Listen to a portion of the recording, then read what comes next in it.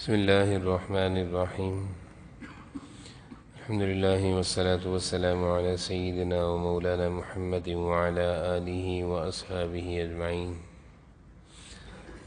الحمد لله والصلاة والسلام على سيدنا ومولانا محمد وعلى آله وأصحابه أجمعين.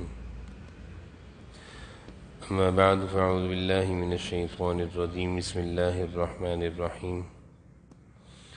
وما آتاكم الرسول فخذوه وما نهاكم عنه فانتهوا. صدق الله مولانا العظيم. اللهم صل على سيدنا مولانا محمد وعلى آل سيدنا مولانا محمد وبارك وسلم.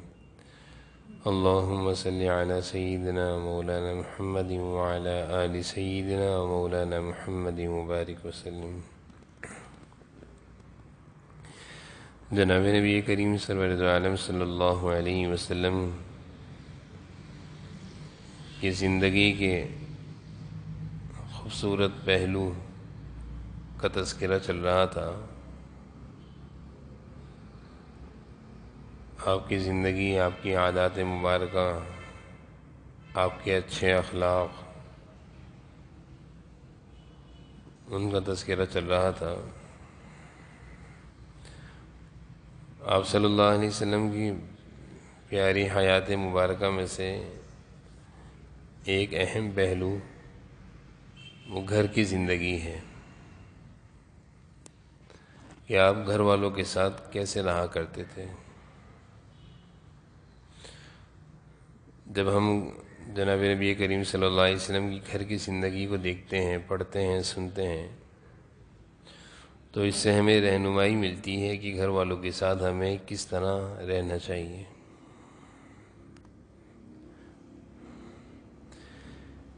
انسان ہر جگہ غلطی کر جاتا ہے اور ہر موڑ پر وہ مشورے کا، رہنمائی کا محتاج ہوتا ہے. اس کو ضرورت ہوتی کہ میری کوئی رہنمائی کرے، مجھے کوئی مشورہ دے. تو گھر کی زندگی میں تو بہت ساری غلطیاں ہو جاتی ہیں، بالخصوص گھر والوں کے ساتھ کس طرح کا برتاؤ، گھر والوں کی تربیت، گھر والوں کی اصلاح، ان کی غلطیوں پر ان کی تنبیہ، یہ ساری چیزیں کیسے ہونی چاہیے. یہ ایک بہت بڑا کہنا چاہیے موضوع ہے.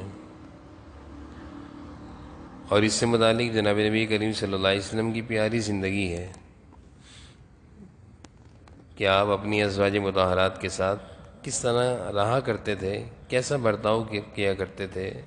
بہت ساری احادیث ہیں جس میں آپ صلی اللہ علیہ وسلم کی گھریلو زندگی کا تذکرہ ہے.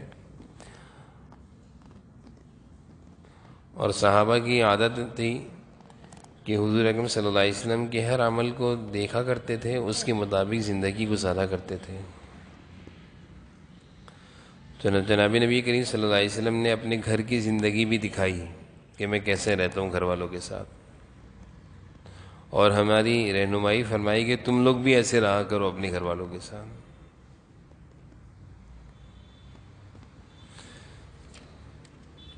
سب سے بڑی چیز گھر والوں کے ساتھ برتاؤ ہوتا ہے. یا تو مرد یہ سوچ لے میں بڑا ہوں اور جب میں گھر میں داخل ہوں تو میرے آگے سب جھک جائیں، کسی کی آواز نہ نکلے، کوئی کچھ بول نہ سکے، جو میں کہوں وہ ہو جائے. تو اس سے گھر کی زندگی نہیں چلا کرتی. اس طرح کے رویے سے گھر بسا نہیں کرتے، گھروں میں سکون نہیں آیا کرتا، بلکہ اس طرح کے رویوں سے گھروں کا سکون چلا جاتا ہے اور گھر اجڑ جاتے ہیں. آپ صلی اللہ علیہ وسلم گھر سے باہر نبوت کی اہم ذمہ داریاں انجام دے رہے ہیں اور گھر والوں کے ساتھ آ کر ایسے گھل مل گئے جیسے ایک عام سے افراد ہیں اور ان کے ساتھ کام کاج کر رہے ہیں. اور اس چیز کی گواہی ازواج مطہرات دے رہی ہیں. گھر کا فرد اگر کسی کی گواہی دے تو اس کی گواہی قبول کی جاتی ہے۔ شوہر کے بارے میں اگر بیوی کہے کہ یہ میرے ساتھ برتاؤ اچھا کرتے ہیں، رویہ اچھا ہے، سلوک اچھا ہے، گفتگو کا انداز اچھا ہے، تو اس آدمی کے بارے میں کہا جائے گا کہ واقعی عادت اور اخلاق کا اچھا انسان ہے۔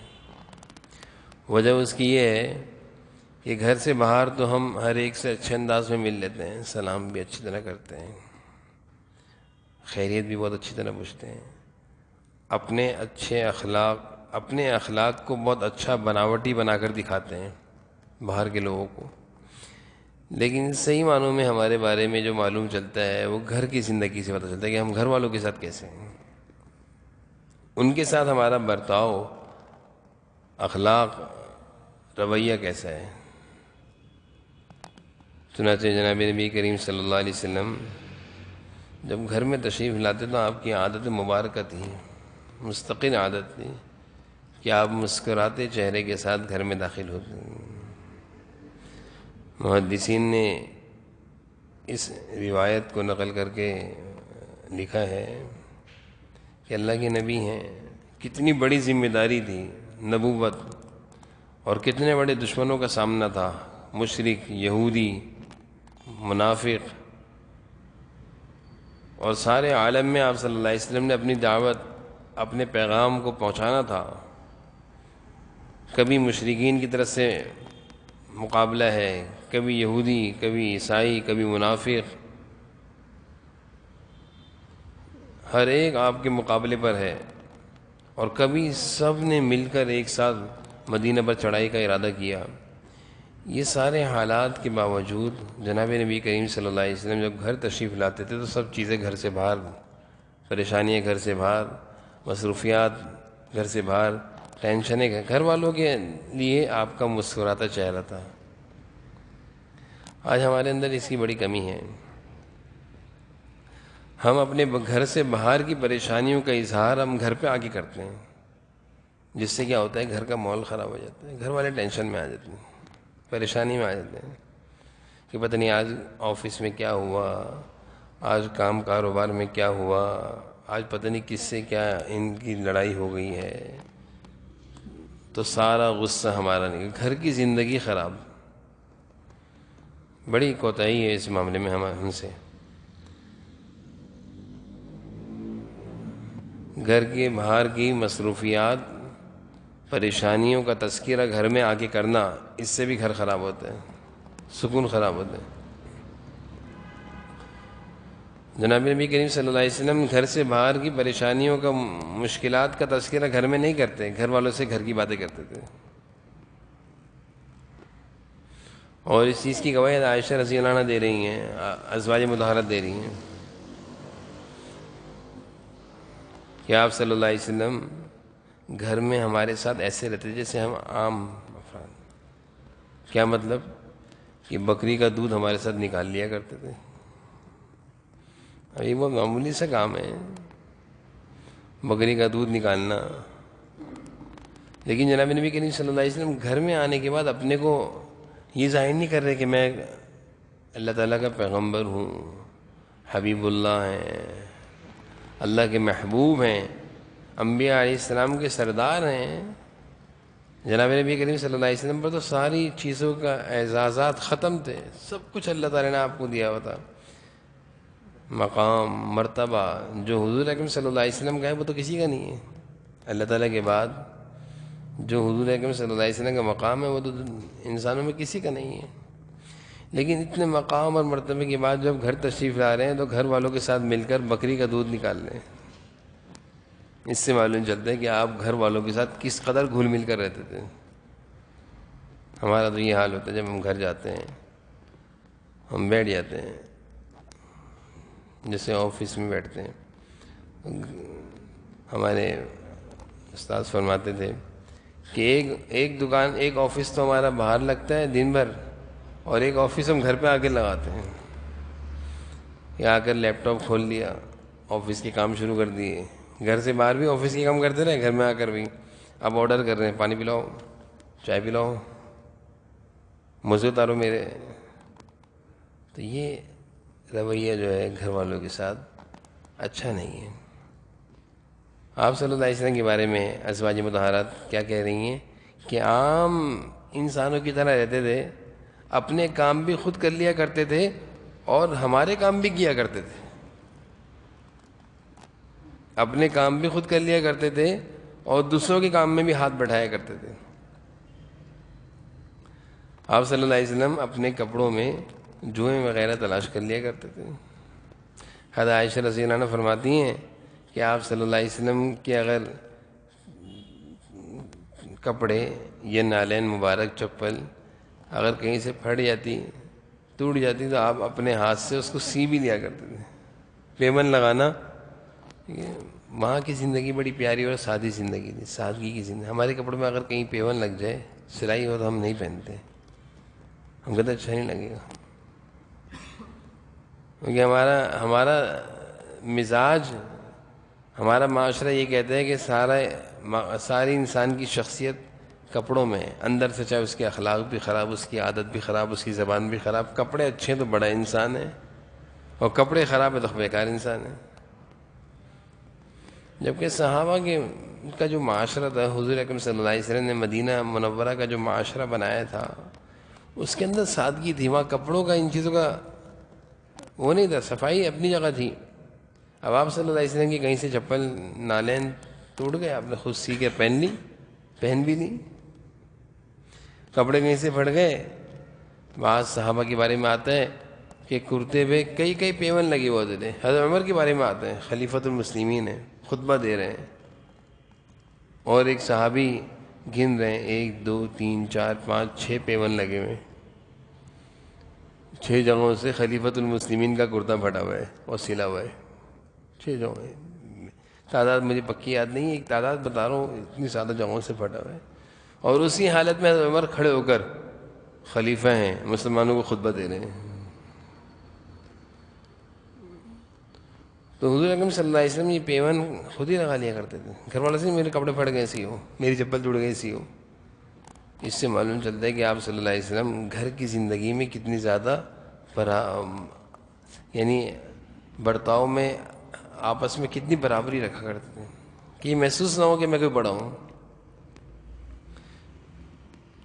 ہمارے ہاں سارے جھگڑے اسی کے ہیں، ہم لوگ یہاں، ہم سب کا معاشرہ ایسا ہی ہے، کھانا اگر وقت پر تیار نہ ہو تو اس پر لڑائی ہوتی ہے۔ یعنی ہم لوگ کی حالت ہے کہ ہم کہتے ہیں کہ ہمیں کھانا وقت پر ملنا چاہیے، چاہے عورت کی صحت اچھی ہے یا نہیں ہے، وہ بھی انسان ہے، اس کی بھی کبھی طبیعت خراب ہو سکتی ہے، اس کا بھی دل چاہ رہا ہے آج سونے کا، ہو سکتا ہے آج اس کا دل نہ چاہ رہا ہو کھانا پکانے کا، لیکن ہم نے ایک چیز ٹھان لی ہے کہ کھانا مجھے اتنے بجے چاہیے، بازار کا نہیں، گھر کا چاہیے۔ وہ کہتے ہیں آج میری طبیعت ٹھیک نہیں، کچھ لیتے آئیے گا، کیوں لاؤں؟ کبھی کبھی ان چیزوں میں رعایت رکھنی چاہیے، گھر کی زندگی اچھی ہوتی ہے۔ یعنی ان ساری چیزوں کے محتاج ہم سب ہیں۔ جو جتنا حضور اکرم صلی اللہ علیہ وسلم کی زندگی کو اختیار کرے گا، اس کی گھریلو زندگی میں اتنا سکون آئے گا، اتنا سکون آئے گا۔ اور جو جتنا اپنا معیار بنائے گا، سب سے زیادہ گھر خراب ہوتا ہے معیار بنانے سے، کہ اتنے بجے کھانا چاہیے، صبح کپڑے استری والے چاہیے، جوتے پالش والے چاہیے، چشمہ یہاں رکھا ہوا ہونا چاہیے، گاڑی کی چابی یہاں رکھی ہوئی ہو، ایک چیز بھی جگہ سے ہٹ جائے شور ہو رہا ہے، غصہ ہو رہا ہے کہ کپڑے کیوں تیار نہیں کیے، کھانا کیوں تیار نہیں کیا، وقت پر ہی سارا کام کیوں نہیں ہوا۔ اب لڑائیاں ہو رہی ہیں، اب جھگڑے ہو رہے ہیں، اب گالم گلوچ ہو رہی ہے، اب گھر کا سکون گیا، گھر کا سکون چلا گیا۔ اور جہاں مرد اس پر آ جائے، رعایت پر، درگزر پر، کوئی بات نہیں، آج نہیں کپڑے استری کرے تو کیا ہوا، میں خود کر لیتا ہوں، آج نہیں ہے تو بغیر استری کے پہننے میں کیا ہے۔ اس کی بڑی کمی ہے ہمارے یہاں۔ ایک تو یہ چیز کی کمی ہے کہ ہم چھوٹی سی چیز ہمارے مزاج کے خلاف ہو تو ایک دم سے لڑائی شروع ہو جائے گی، ایسا کیوں ہوا، ایسا نہیں ہونا چاہیے تھا۔ اور دوسری چیز یہ ہے جو ہمارے اندر کمی ہے کہ ہم کبھی بھی عورت کی کسی کام کی تعریف نہیں کرتے،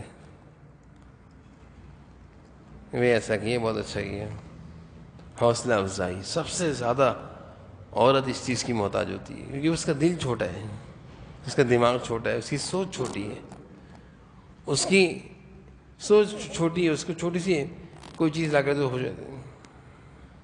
ہمارے ایک دوست ہمارے پاس آئے, کہہ رہے میری گھر والی بہت صابر, بہت شکر والی میں. کہہ رہی صرف مجھے کہتی ہے شام میں ایک چکر لگا دیں اور 10 روپے کے چپس دلوا دیں, وہ خوش ہو جاتی ہے. بہت چھوٹی سی سوچ ہے عورت, بہت چھوٹی سی چیز میں راضی ہو گئی. کہ اپنے گھر والوں کو لے کر جاتا ہوں کبھی موٹر سائیکل پہ اور چکر دلا کر کچھ چپس جوس دلا دیا, خوش ہو جاتی. بڑی فرمائش نہیں ہے, بڑی بات ہے. اور اکثر خواتین میں تربیت اگر ہو, یہ تربیت والدین کی ذمہ داری ہے. یہ بچپن سے بچیوں کی تربیت ایسی کریں کہ ان کی فرمائشیں بڑی بڑی نہ ہوں. آج کل تو عجیب ہی معاملہ ہے, بچیوں کو اتنا لاڈ دیتے ہیں. اچھی بات ہے, پیار دینا چاہیے, لیکن لاڈ دینے سے عادت خراب ہو جاتی ہے. اس کو کارڈ دے دیا, اپنا بینک کارڈ دے دیا, بیٹا جاؤ شاپنگ کر کے آؤ. اچھی بات ہے, حق حلال کی کمائی سے شاپنگ کرا لیں, منع نہیں ہے. اب بچی کی عادت بن گئی ہے, جب اس کو بتایا ابا کارڈ دیں, اب وہ جا رہی ہے امتیاز بھی, لکی ون بھی, ہیپی اسٹار وغیرہ جو آج کل کے بربادی کی جگہ ہیں, اپنی مرضی سے ابا کی کارڈ کو خالی کر کے آ رہی ہے. اب اس کی عادت بن گئی. اب یہ بچے جب شادی ہو کر رخصت ہو کر اپنے شوہر کے گھر جائے گی تو اس کا دماغ یہی ہے. اب شوہر اتنی آمدنی والا نہیں ہے, شوہر کی اتنی آمدنی نہیں ہے, اب کیا ہوگا؟ ابا تو ایسی شاپنگ کرایا کرتے تھے, تم تو ایک دفعہ بھی نہیں کراتے. ہو گئے جھگڑے شروع ہو گئے. اسی طرح مرد بھی کیا کرتے ہیں کہ جب تک میری شادی نہیں ہوئی تھی میں آفس سے آتا تھا, امی میرا کھانا لگا کے رکھتی تھی. جب سے میری شادی ہوئی ہے ایک دن بھی کھانا وقت پر نہیں ملا. آفس سے آ کر جھگڑے ہو رہے ہیں. تو گھر کی زندگی اللہ تعالیٰ نے قرآن میں 3 جگہ ذکر فرمائی ہے, غالباً 2 جگہ میں تو مجھے یاد ہے کہ اللہ تعالیٰ وہ آیتیں ہیں اس میں فرما رہے ہیں وَجَعَلَ مِنْهَا زَوْجَهَا لِيَسْكُنَ إِلَيْهَا. ایک اور جگہ فرمایا وَمِنْ آیَاتِهِ خَلَقَكُم مِّنْ أَنفُسِكُمْ أَزْوَاجًا لِتَسْكُنُوا إِلَيْهَا. یہ 2 آیتیں تو مجھے یاد ہیں, ایک 90 پارے کی, ایک 21 پارے کی. دونوں جگہ اللہ یہ فرما رہے ہیں گھر کی زندگی جو تمہاری بیوی ہے نا, یہ اس لیے کہ تم اس سے سکون حاصل کرو. گھر کی زندگی کا اللہ نے فرمایا بیوی اس لیے سکون کے لیے. بیوی نہ کپڑے دھونے کے لیے, نہ بیوی کھانے پکانے کے لیے اللہ نے نہیں ذکر فرمایا. ہم اخلاقی طور پر سارے کام ہونے چاہیے. اب یہ کوئی نہ کہ بیوی نہ کھانے کی, نہ کھانے پکانے کی, نہ کپڑے کی, تو ہے کس کام کی؟ ہماری سوچ غلط ہے, ہم نے بیوی کو کیا سمجھ لیا. اللہ تعالیٰ نے فرمایا ہم نے یہ تمہیں اس لیے دی ہے کہ تم ایک باہمی محبت کی, الفت کی, سکون کی, چین کی, اتفاق کی زندگی گزارو. اور وہ اسی وقت ہوگی جب کمپرومائز ہوگا, رعایت. کہ جب تک میری شادی نہیں ہوئی تھی صبح آفس جانے سے پہلے میرے کپڑے استری میری بہن کر کے لٹکاتی تھی. اب بیوی کے سامنے نن کی تعریف ہو جانے تو عذاب ہے, تو وہ بھالا دے گا گھر میں. تربیت نہیں ہوئی اگر عورت کی, اس میں تو مرد کی بھی تربیت نہیں ہے نا, کیوں ایسی بات کری. یہ تو مرد کی بھی تربیت نہیں ہے, اس میں مرد کی بھی کوتاہی ہے کہ کیوں ایسی بات کری بیوی کے سامنے. کہ جب تک میری شادی نہیں ہوئی تھی ہمیشہ میرا چھوٹا بھائی جوتے پالش کر کے رکھا کرتا تھا. اب دیکھو کبھی بھی جوتے پالش نہیں ملتے, خود کر لو پالش, موچی سے کروا لو. بیوی آئی ہے, اللہ نے فرمایا سکون کے لیے آئی ہے, یہ کوئی نوکرانی بن کے تھوڑی آئی ہے. اب یہ ایسی باتیں ہیں, اگر ہم ان باتوں پر عمل کر لیں گے تو سکون آ جائے گا گھر میں, نہیں کریں گے تو بس جیسی زندگی گزرتی رہے گی, لڑتے جھگڑتے زندگی گزر جائے گی. بہت سارے لوگوں کی زندگی لڑتے جھگڑتے گزرتی ہے, اور بہت سارے لوگوں کی زندگی محبت و الفت سے گزرتی ہے. تو محبت و الفت سے گزرنے والی زندگی یہ ہے. اور لڑنے جھگڑنے والی زندگی وہ یہ معیار جو میں کہوں وہ ہونا چاہیے. تم نہیں تھی تو یہ ایسے ہوتا تھا, تم جب سے آئی کچھ بھی نہیں ملتا. تو بس ہم ایسی باتیں کر جاتے ہیں, بہت خطرناک باتیں ہوتی ہیں, دل ٹوٹ جاتا ہے عورتوں کا.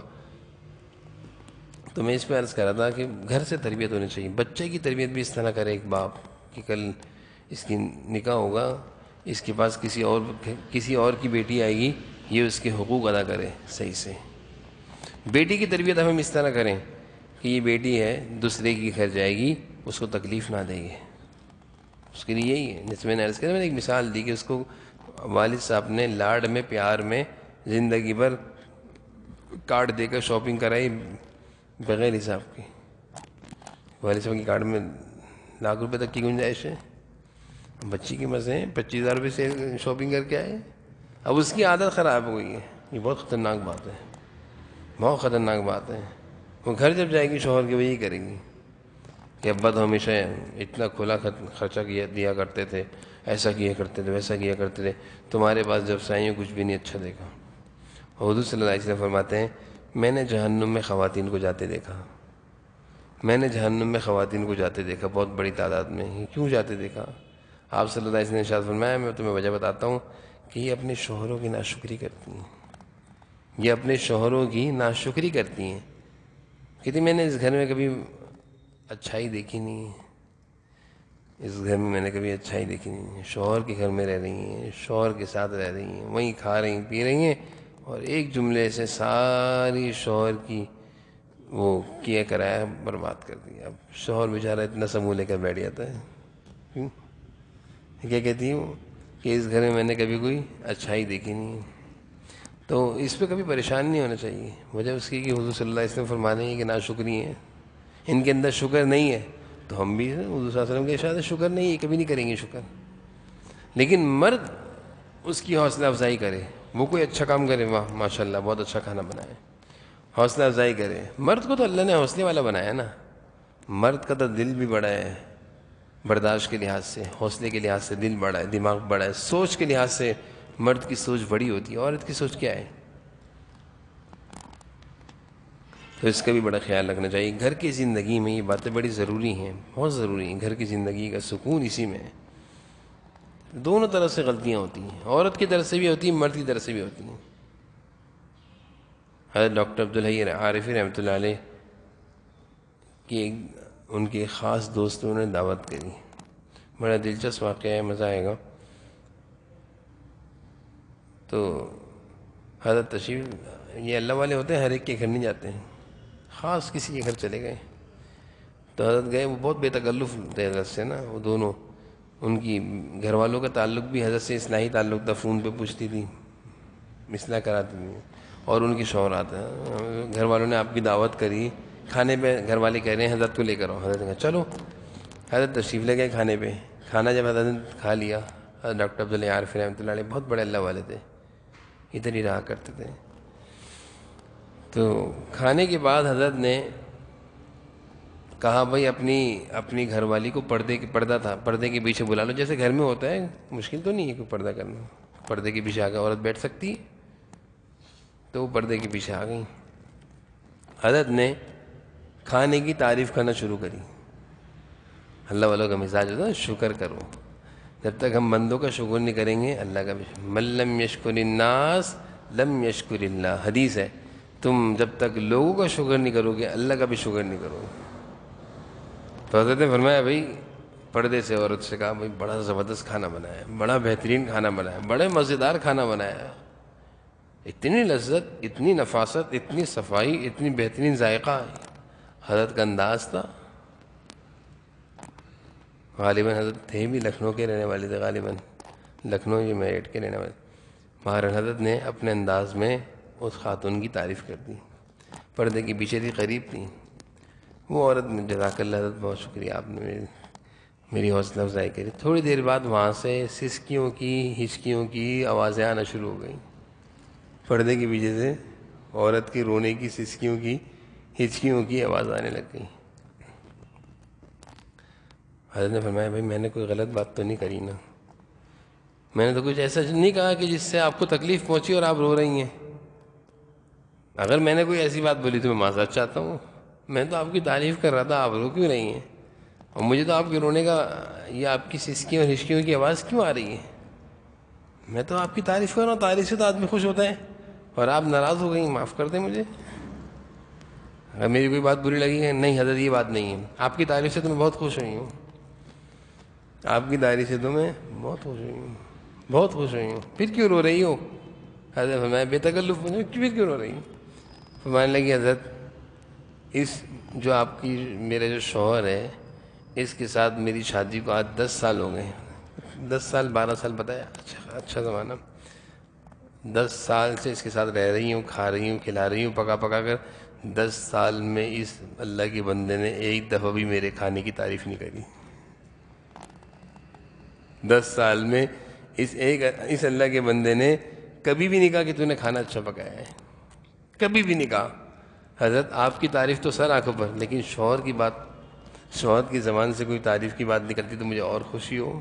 یہ نہیں کرتے میری تعریف، انہوں نے کبھی تعریف نہیں کری. اس لیے مجھے رونا آ رہا ہے کہ ایک حضرت آئے تو انہوں نے تعریف کر دی باہر کے ہیں، اور گھر کا جو فرد 10 سال سے دن میں 3 دفعہ میرے ہاتھ کا کھانا ہے، روٹی کھاتا ہے، ایک دفعہ بھی نہیں کہا اچھی روٹی بنائی ہے. اچھا، حضرت نے ان کی تنبیہ کری، اصلاح کری. یہی اصلاح ہوتی ہے. بزرگوں کے پاس جو ہم جاتے ہیں یہی چیز حضرت نے فرمائی یہ تمہاری غلطی ہے، یہ تمہارے اندر ایک غلط عادت ہے کہ تم بیوی کی حوصلہ افزائی نہیں کرتے.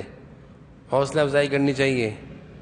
وہ گھر میں تمہاری کوئی نوکرانی نہیں ہے، تم کو اس کو پیسے نہیں دے رہے، اس پر کوئی تمہاری روٹی اور یہ چیزیں لازم نہیں ہیں. حضرت نے ان کی اصلاح کری. جب بھی کچھ بنا کر دیا کرے، چاہے تمہیں ایک چائے کا کپ، اس کی تعریف کیا کرو. حضرت نے ان کی اصلاح کری، تربیت سمجھایا یہ غلط ہے. انسان تعریف کا بھوکا ہے، خوشی ہوتی ہے. کوئی اچھے کام کو دیکھ کر کسی کی تعریف کرنے کی عادت ہم لوگوں کے اندر نہیں ہوتی، ہم نہیں کرتے حوصلہ افزائی، اور جبکہ اس میں کچھ پیسے بھی نہیں لگتے. کسی کی تعریف کرنے میں ایک زبان تو ہلانی ہے، اور کیا لگ رہا ہے، کچھ بھی نہیں لگتا، لیکن ہم نہیں ہلاتے، بخل کرتے ہیں. تو بھائی اپنی زندگی میں ہم اگر سکون چاہتے ہیں اور چین چاہتے ہیں، گھر کی زندگی میں برکتیں چاہتے ہیں، تو بھائی گھر کی زندگی میں حضور صلی اللہ علیہ وسلم کی جو باتیں میں نے آپ کے سامنے عرض کی ہیں ان کو اپنائیں، گھر میں لے آئیں. انشاءاللہ گھر کی زندگی سے بے چینیاں، بے سکونیاں، ناچاقیاں، اختلافات، جھگڑے، بد کلامی، بد زبانی، گالم گلوچ، لڑائی، سب ختم ہو جائیں انشاءاللہ. اگر ہم سب اس کے محتاج ہیں.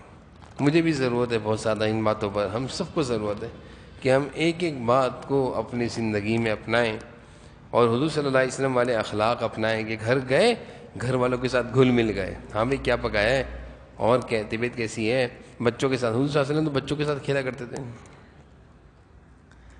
باتیں کر رہے ہیں، کیسی طبیعت ہے، کیا حال ہے، ازواج مطہرات کے ساتھ دل لگی کی باتیں کرتے تھے. بہت لمبا موضوع ہے، یہ ختم نہیں ہوگا، یہ بہت لمبا موضوع ہے. اگر میں بیان کروں کہ آپ اپنی ازواج مطہرات کے ساتھ کہانی، قصے سنایا کرتے تھے، سنا کرتے تھے. تم بھی سناؤ، ہم بھی سنائیں گے. ازواج مطہرات سے بھی سنا کرتے تھے، خود بھی سنایا کرتے. دل لگی ہے، اس کو کہتے ہیں دل لگی، دل جوئی. اس کا بڑا خیال کرنا چاہیے. تو یہ بڑی قیمتی باتیں ہیں. اللہ تعالیٰ سے دعا ہے کہ اللہ تعالیٰ ہمیں حضور اکرم صلی اللہ علیہ وسلم کی یہ پیاری زندگی اور پیاری عادت اخلاق اپنانے کی اللہ تعالیٰ ہمیں توفیق نصیب فرمائے.